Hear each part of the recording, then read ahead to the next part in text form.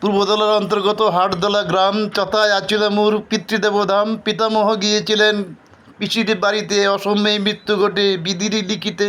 দীননাথ তার বঙ্গখ্যাত নাম, পঞ্চসূত্র রাখিয়ে তা গেলা স্বর্গধাম। ইচ্ছা ছিল রামায়ণ করিতে প্রকাশ, অসময়ে চলিলেন নাপুরে অভিলাষ। তাহার চতুর্থ পুত্র বীরেন্দ্র নামে টিকা দিতরে খ্যাত সর্ববঙ্গ ধামে।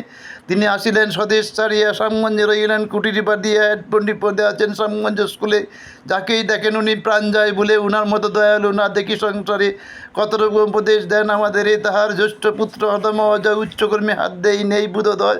পিতামহ অভিলাষ করিতে পূরণ, বহুদিন পূর্বে মোর হয়েছিল মন।